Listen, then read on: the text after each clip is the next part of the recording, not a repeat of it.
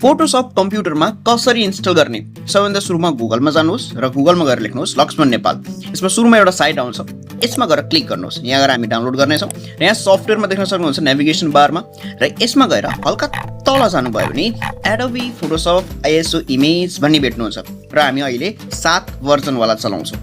यसलाई तपाईँहरूले क्लिक गर्नुहोस्। अर्को नि छ, अर्को सेम 7 नै हो तर त्यो वाला होइन, आइएसओ इमेजवाला चाहिँ डाउनलोड गर्नुहोस्। अब यहाँ डाउनलोड बटनमा क्लिक गर्न साथ तपाईँहरूको मिडिया फायरको साइट ओपन हुन्छ र यहाँ डाउनलोड भनेर लेखेकोमा क्लिक गर्नुहोस्। ध्यान राख्नुहोस्, यहाँ क्लिक गर्दा कहिलेकाहीँ एड आइदिन सक्छ, त्यसलाई क्लोज गर्नुहोस्।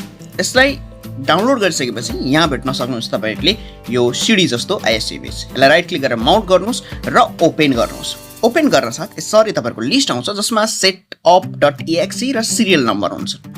अब सबैभन्दा सुरुमा हामीले सिरियल नम्बरलाई ओपन गर्नुपर्ने हुन्छ र हामी जान्छौँ setup.exe मा। यो खोलिसकेपछि यसलाई चाहिँ हामी सबै सेटअप हाल्छौँ, जति पनि यसलाई आवश्यक पर्छ त्यो सबै सेटअप यहीँ रहन्छ। यसलाई लोडिङ हुन दिउँ। अब यहाँनिर नेक्स्टमा क्लिक गर्नुहोस् र यहाँ ओके थिच्नुहोस्।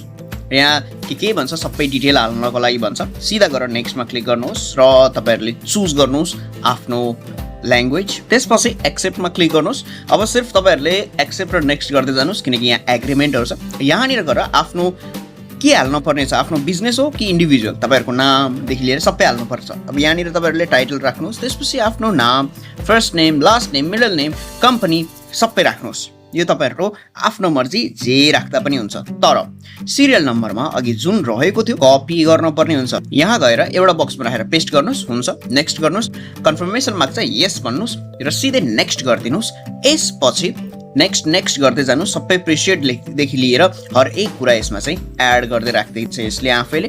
र याद राख्नुहोस् एउटा चिज, एडोबी फोटोशप 7 लाई इन्स्टल गर्दा एडोबी इमेज रेडी 7 पनि अटोमेटिकली आउँछ, जसको काम एनिमेट गर्नदेखि हर एक कामको लागि प्रयोग गर्न सकिन्छ। यो बेसिक सफ्टवेयर हो एडोबी फोटोशपको, किनकि यसको एडभान्सवाला अब सिसीहरू त झन् नयाँवाला छ, तर जस्तो सुकै पनि यो चल्छ।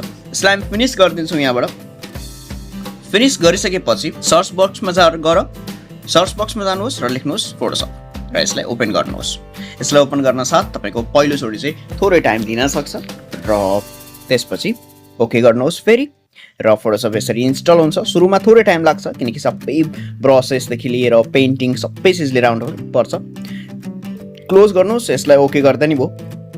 यसलाई काटिदिनुहोस्। अब तपाईँहरूले आरामसँग फोटोशप युज गर्न सक्नुहुन्छ। आफ्नो हिसाबले सेटिङलाई मिलाउनुहोस्, आफ्नो हिसाबले सबै प्रिसेटहरू मिलाउनुहोस् र हरेक कुरालाई आफ्नै कस्टमाइजेसन पनि गर्न सक्नुहुन्छ। यसको बारेमा थप भिडियो चाहिन्छ भने हामीलाई कमेन्टमा लेख्न नबिर्सिनु होला।